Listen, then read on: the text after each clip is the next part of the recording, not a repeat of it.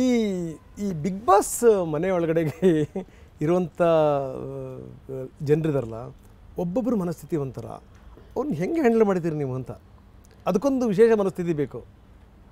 Sir ಏನಿಲ್ಲ sir, actually ತುಂಬ ತಿಳ್ಕೊಂಡಿದ್ರೆ ಅಥವಾ ತುಂಬ ಸಾರ್ಟೆಡ್ ಆಗಿದ್ದರೆ, ಎಲ್ಲ ವಿಚಾರದಲ್ಲೂ ಕರೆಕ್ಟ್ ಇದ್ದರೆ ಅಂಥವ್ರನ್ನ ಹ್ಯಾಂಡಲ್ ಮಾಡೋದು ಕಷ್ಟ. ಕನ್ಫ್ಯೂಷನ್ಲಿರೋರು, ಗಲಾಟೆ ಮಾಡ್ಕೊಂಡಿರೋರು, ಈ ನಾಳೆ ಏನು ಮಾಡಬೇಕು ಅಂತ ಗೊತ್ತಿಲ್ಲ ಅಂದವ್ರಿಗೆ ಹ್ಯಾಂಡಲ್ ಮಾಡೋದು ತುಂಬ ಈಸಿ. ಆ್ಯಕ್ಚುಲಿ ನೀವು ಹೇಳಿದ್ದೆ ಸತ್ಯ ಅಲ್ವಾ? ಇನ್ನೇನಿದೆ ಅಲ್ಲ, ಒಳ್ಳೆ ತುಂಬ ಗೊತ್ತಿರೋರ ಹತ್ರ ಡಿಬೇಟ್ ಮಾಡೋದು ಕಷ್ಟ, ಹೇಳೋದು ಕಷ್ಟ. ಕರೆಕ್ಟಾ? ಫುಲ್ ಕನ್ಫ್ಯೂಷನ್ಲಿರ್ತಾರೆ ಅವ್ರು ಪಾಪ ಯಾವಾಗ್ಲೂ. ಆ್ಯಕ್ಚುಲಿ ಏನು ದೊಡ್ಡದಲ್ಲ. ಆಮೇಲೆ ಇನ್ನೊಂದು, ಒಂದು ಅವರಿಗೂ ಗೊತ್ತಿರಬೇಕು ನಿಮಗೆ ಕೋಪ ಬಂದರೆ ಏನಾಗುತ್ತೆ ಅಂತ. ನಮಗೆ ಕೋಪ ಬರೋದು ಯಾವಾಗ? ಅನಾವಶ್ಯಕ ಕೆಲವಾದಾಗ.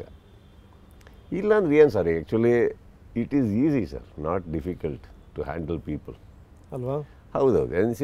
Just you need to understand that. ಅವ್ರು ಕೆಲವು ವಿಚಾರಗಳು ನಡೆದಾಗ ನೀವು ನಗಿಸ್ರಿ, ಇರಿಟೇಟ್ ಆಗಬೇಡಿ. ಅವ್ರ ಕನ್ಫ್ಯೂಷನ್ಸಿಗೆ ನಿಮ್ಮ ಹತ್ರ ಉತ್ತರ ಇದೆಯಾ? Things are okay. ಓಕೆ, ನಿಮ್ಮ ಹತ್ರನೂ ಉತ್ತರ ಇಲ್ವಾ? ಅದನ್ನು ಟಚ್ಚೇ ಮಾಡೋಕ್ಕೆ ಹೋಗಬೇಡಿ. It's very simple. ನೀವು why do you want to question somebody when you don't have the answer? ಒಳ್ಳೆ ಮ್ಯಾನೇಜ್ಮೆಂಟ್ ಪಾಠ ಇದು. ಹೌದು, when you don't have the answer, never go to attempt that question. ಇದೆಲ್ಲನಾಗಿರಲಿ. ಯಾವುದೇ ವ್ಯಕ್ತಿನ ಇಂಟರ್ವ್ಯೂ ಮಾಡೋಂಥ ಸಂದರ್ಭದಲ್ಲಿ ಅವರ ಹಿನ್ನೆಲೆ ಜೊತೆಗೆ ಒಂದು ವೇವ್ಲೆಂತ್ ಮ್ಯಾಚ್ ಆಗಬೇಕು ಸರ್. ನಿಮ್ಮ ಮನಸ್ಥಿತಿ ತುಂಬ ಚೆನ್ನಾಗಿ ಅರ್ಥ ಆಗಬೇಕು. ಅವ ಮಾತ್ರ ನಾವು ಪರಿಸ್ಥಿತಿ ನಿಭಾಯಿಸೋಕೆ ಸಾಧ್ಯ ಅಂತ. ನೀವು ಹೆಂಗೆ ಮಾಡ್ತೀರಿ ಅಂತಂದರೆ, ಬಿಗ್ ಬಾಸ್ಗೆ ಹೋಗ್ತೀರಿ, ಹೆಡ್ ಮಾಸ್ಟರ್ ಥರ ನಿಂತ್ಕೊಂಡಿರ್ತೀರಿ ನೀವು. ಒಬ್ಬೊಬ್ಬರನ್ನೇ ಟಾಸ್ಕ್ ತಗೊಳ್ಳೋ ರೀತಿ ಇದೆಯಲ್ಲ, ವಂಡರ್ಫುಲ್ ಸರ್. ಭಾನುವಾರ ನೋಡಿ ನಗ್ಸೋ ಪ್ರಯತ್ನ ಮಾಡ್ತಾ ಇರ್ತೀವಿ, ನಗಿಸ್ತೀವಿ, ಎಲ್ಲ ಇರುತ್ತದು. ಹೆಡ್ ಮಾಸ್ಟರ್ ಅನ್ನೋದಲ್ಲ ಸರ್. ಏನಾಗಿದೆ, ಬಿಗ್ ಬಾಸಲ್ಲಿ ಆ್ಯಕ್ಚುಲಿ ನಾನು ಅಟೆಂಡ್ ಮಾಡ್ತಾ ಇರೋದು ಅವ್ರನ್ನಲ್ಲ ಸರ್, ಅಟೆಂಡ್ ಮಾಡ್ತಾ ಇರೋದು ಪಬ್ಲಿಕ್ ಕ್ವೆಶನ್ಸ್ನ. Public will have lot of questions. ಯಾಕಂದ್ರೆ ಅಷ್ಟು ನಿಯತ್ತಾಗಿ ಕೂತ್ಕೊಂಡು ಅವರೆಲ್ಲ ನೋಡ್ತಾ ಇದ್ದಾರೆ ಅಂದಮೇಲೆ they are the right holders of questions. ಅವರಲ್ಲಿ ಕೆಲವು ಆನ್ಸರ್ಸ್ ಬೇಕಾಗಿರುತ್ತೆ. ಆ ಆನ್ಸರ್ನ ಏನು ಬೇಕಾಗಿದೆ ತಿಳ್ಕೊಂಡು ನಾನು ಮಾತಾಡೋಕ್ಕೆ ಹೋಗ್ತೀನಿ. ಕೆಲವು ಅವರಲ್ಲಿ ಬರದೇ ಇರೋವಂಥ ಪ್ರಶ್ನೆಗೆ ನಾನೇ ಉತ್ತರ ಕೊಡೋಕ್ಕೆ ಹೋಗಲಿ, ಬೇಡ ಅದು. ಪಬ್ಲಿಕ್ಕಲ್ಲಿ ತುಂಬ ಇವ್ನು ಯಾಕೆ ಹಿಂಗೆ ಮಾಡ್ದ, ಇವ್ರು ಯಾಕೆ ಹಿಂಗೆ ಹೇಳಿದ್ರು. ನಾನು ಬಿಗ್ ಬಾಸ್ ಒಂದು ಅರ್ಥ ಮಾಡ್ಕೊಂಡಿರೋದು ಇಷ್ಟರಲ್ಲಿ ಎಷ್ಟು ಇನ್ವಾಲ್ವ್ ಆಗಿ ನೋಡ್ತಾರೆ ಜನ ಅಂದರೆ, ಎಷ್ಟು ಇನ್ವಾಲ್ವ್ ಆಗ್ತಾರೆ ಅಂದರೆ ಅಬ್ಬಾ two involved in that show. So ಅದಕ್ಕೆ ಉತ್ತರಗಳು ಕೊಡಬೇಕಾಗತ್ತೆ. ಆ್ಯಂಡ್ ಏನಾಗುತ್ತೆ ಸರ್, ಒಂದು ಸತಿ ಕೆಲವು ಟೈಮ್ ತುಂಬ ಫಾರ್ವರ್ಡು ಸ್ಕ್ರೀನಿಂದ ಹೊರಗಡೆ ಬಂದು ಸಿಕ್ಸರ್ ಹೊಡೆಯೋ ಪ್ರಯತ್ನ ಪಡ್ತಾ ಇರ್ತಾರೆ ಕೆಲವರು. ಸ್ವಲ್ಪ ಬ್ಯಾಕ್ ಫುಟ್ ತಳ್ಳಬೇಕಾಗತ್ತೆ. 2 ಬೌನ್ಸರ್ ಬಿಟ್ರೆ ನಿಂತ್ಕೋತಾರೆ ಸ್ಕ್ರೀನ್ ಅಲ್ಲೆಲ್ಲ ಸರಿ ಮಾಡ್ತಿರ್ತೀರಿ. ಬಿಕಾಸ್ ಏನಾಗುತ್ತೆ ಸರ್, ನೀವು ಫಾರ್ವರ್ಡ್ ಬರೋ ನೆಪದಲ್ಲಿ ಬೇರೆಯವ್ರನ್ನೆಲ್ಲ ಡ್ಯಾಮೇಜ್ ಮಾಡ್ತಾ ಇರ್ತೀರಿ. ಅವರಿಗೂ ಫ್ಯಾಮಿಲಿ ಇರುತ್ತೆ, ಬೇರೆ ಕಂಟೆಸ್ಟೆಂಟ್ಸ್ಗೆ ಅವರಿಗೂ ಒಂದು ವ್ಯಕ್ತಿತ್ವ ಇರುತ್ತೆ. ಅದು ನಮ್ಮ ಜವಾಬ್ದಾರಿ ಎಲ್ಲ ಕಾಪಾಡೋದು. ಯಾರೋ ಒಬ್ರು ಗೆಲ್ಲೋದಕ್ಕೋಸ್ಕರ ಏನೇನೋ ಮಾಡ್ಬಿಡ್ತಾರೆ ಸಮ್ಟೈಮ್ಸ್. ಹಂಗಾಗಬಾರ್ದು. ಪ್ರತಿಯೊಬ್ಬರಿಗೂ ಅವ್ರ ಲೈಫ್ ಇರುತ್ತೆ. ನಮ್ಮ ಶೋಗೆ ಬಂದರು ಅನ್ನೋ ಕಾರಣಕ್ಕೆ ಅವ್ರ ಲೈಫ್ ಹಾಳಾಗೋದು ತಪ್ಪಾಗುತ್ತೆ. ಕರೆಕ್ಟ್. ಈ ಆರಂಭದ ಬಿಗ್ ಬಾಸಿನ ಎಪಿಸೋಡ್ಗಳಿಗೂ ಈಗಿನ ಎಪಿಸೋಡ್ಗಳಿಗೂ ಏನು ವ್ಯತ್ಯಾಸ ಅನಿಸುತ್ತೆ ನಿಮಗೆ? It is totally manipulated, monopoly. ಯಾರ್ದು ಕಂಟೆಸ್ಟೆಂಟ್ಸ್ದೇ ಆಗೋಗುತ್ತೆ. ಅವರೆಲ್ಲ ನೋಡಿರ್ತಾರ, ಅವ್ರು ಏನು ಅಲ್ವೋ ಅದಾಗ ಒಳಗೆ ಬರ್ತಾರೆ. ಗೆಲ್ಲಕ್ಕೆ ಹಿಂಗಿರಬೇಕು, ಮಾತಾಡೋಕ್ಕೆ ಹಿಂಗಿರಬೇಕು. ಸೊ ನಾವು ಅದನ್ನು ನೋಡಿದಾಗ ಅನಿಸುತ್ತೆ, ಆ್ಯಕ್ಚುಲಿ ನಿಮ್ಮ ಪರ್ಸ್ನಾಲಿಟಿ ಹೊರಗಡೆ ಬೇರೆ ಇರುತ್ತಲ್ಲ, ಒಳಗಡೆ ಬೇರೆ ಥರನೇ ಇದಿರಲ್ಲ ಅಂತ ಬರುತ್ತೆ ಸಮ್ಟೈಮ್ಸ್. ಬಟ್ ಸಮ್ಟೈಮ್ಸ್ ಅದು ಕರೆಕ್ಟ್ ಅನಿಸುತ್ತೆ. We don't know. ನನಗೆ ತುಂಬ ಇಷ್ಟವಾಗಿದ್ದು ಕೆಲವು ಸೀಸನ್ಸಲ್ಲಿ, ಫಸ್ಟ್ ಸೀಸನ್ ನೋಡಿ, ವಿಜಯ ರಾಘವೇಂದ್ರ, ಅರುಣ್ ಸಾಗರ್ ಎಲ್ಲ ಇರಬೇಕಾದ್ರೆ ಅದೊಂದು ಭಾಳ ಇನ್ನೋಸೆಂಟ್ ಆಗಿತ್ತು. ಎಷ್ಟು ಎಂಟರ್ಟೈನ್ ಮಾಡಿದ್ದಾರೆ ಮತ್ತು ಅವರು. ನಕ್ಕು ಇಡ್ತಾ ಇದ್ವಿ ನಾವು. ಹಾಗೆ ಬರ್ತಾ ಏನಾಗುತ್ತೆ sir, everybody are coming to Big Boss with so much of knowledge about the previous shows. But ಇವು ನೋಡಿ, ಒಂದೇ ಥರ ವ್ಯಕ್ತಿತ್ವ ಇವತ್ತವರೆಗಿದ್ದಿಲ್ಲ. That is the beauty of Big Boss. ನೀವು ಅವ್ನು ಗೆದ್ದಿದ್ದಾನೆ, ಅವ್ನ ಥರ ಇರ್ತೀನಿ ಅಂತ ಬಂದರೆ ಇಲ್ಲಿ 3ನೇ ವಾರಕ್ಕೆ ಹೋಗಿರ್ತಾರೆ ಹೊರಗಡೆ. So I think as simple as cheese, ನಾನೊಬ್ಬ ಹೋಸ್ಟಾಗಿ ಹೇಳ್ತಾ ಇದ್ದೀನಿ, the best way to play Bigg Boss is just go enjoy the show. ನೀವು ಹೆಂಗಿದ್ದೀರೋ ಗಲಾಟೆ ಮಾಡಬೇಕು ಅನ್ಸುತ್ತಾ ಹೋಗಿ ಗಲಾಟೆ ಮಾಡಿ, ಆಡಬೇಕು ಅನ್ಸುತ್ತಾ ಹೋಗಿ ಆಡಿ, ಎಲ್ಲ ಮಾಡಿ. ಇನ್ನೊಬ್ಬನ ಬಗ್ಗೆ ಹೋಗಿ ಹಾಕ್ಕೊಡ್ಬೇಕು ಅನ್ಸುತ್ತಾ ಹೋಗಿ ಹಾಕ್ಕೊಡಿ, ಅದು ಮಜಾ ತಗೊಳ್ಳಿ. ಎಲ್ಲ ಇವಾಗ ಬೇರೆ ಎಂಟರ್ಟೈನ್ಮೆಂಟ್ ಇಲ್ಲ ಸರ್ ಪಾಪ ಅಲ್ಲ ಅವ್ರಿಗೆ. ಯಾರೋ ಒಬ್ಬರ ಬಗ್ಗೆ ಹಾಕ್ಕೊಡಿದ್ರೆ ನಮ್ಗೆ ಗೊತ್ತಾಗುತ್ತೆ ಅದು ಏನೋ ಮಜಾ ತಗೊಂತವ್ರು ಅಂತ. But okay, as long as I told you are not damaging the other person's life. ಅವ್ರ ಪರ್ಸ್ನಾಲಿಟಿ ಹೊರಗಡೆ ಡ್ಯಾಮೇಜ್ ಆಗಬಾರ್ದು. ಅದಕ್ಕೆ ನಾನು ಬಿಡಲ್ಲ. ಮಿಕ್ಕಿದ್ದು ಓಕೆ ಸರ್.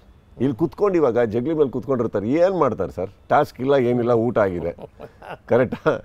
ಹಳ್ಳಿಗಳಲ್ಲಂದ್ರೆ ಎಲ್ಲಡಿಕೆ ಹಾಕೊಂಡು ಕೂರೋರು ಇಲ್ಲ, ಅದು ಇಲ್ಲ. ಕಟ್ಟೆ ಮೇಲೆ ಸೊ ನೋಡು ಏನೋ ಹೇಳ್ತಾ ಹಿಂಗೆ ಅನ್ಕೊಂಡು ಕೂತಿರ್ತಾರೆ ಅವ್ರು ಮಾತಾಡ್ಕೊಂಡು. ಏನು ಮಾಡ್ತಾರೆ ಪಾಪ, ಬರೀ ಇನ್ನೊಬ್ರ ಬಗ್ಗೆ ಮಾತಾಡ್ತಾರೆ ಅನ್ನೋಕೆ ಹೋಗ್ಬಿಡಿ. ನಮ್ಮನ್ನ ಆ ಪರಿಸ್ಥಿತಿಲಿ ಬಿಟ್ರೆ ನಾವು ಮಾಡೋದು ಅದೇನೆ.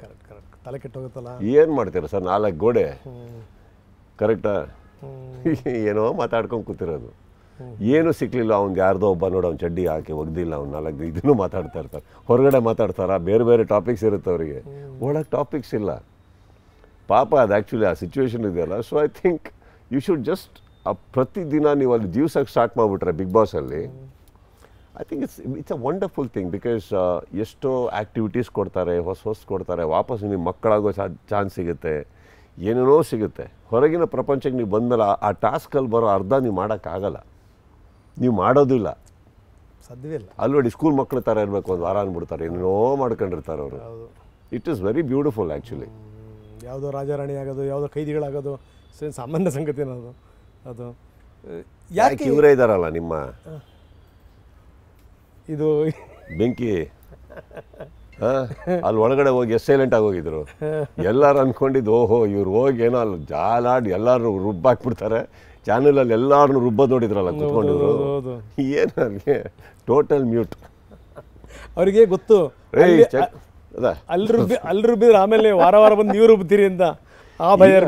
He did well sir. ನನಗೆ ಆ್ಯಕ್ಚುಲಿ ಅಂಥ ಪರಿಸ್ಥಿತಿ ಬರಲಿಲ್ಲ. ಎಲ್ಲರೂ ಅಂದ್ಕೊಂಡಿದ್ದು ಏನಾದ್ರು ಹೇಳ್ತೀನಿ ನಾನು ಆಗುತ್ತೆ, ಆ ಥರ ಬರಲಿಲ್ಲ.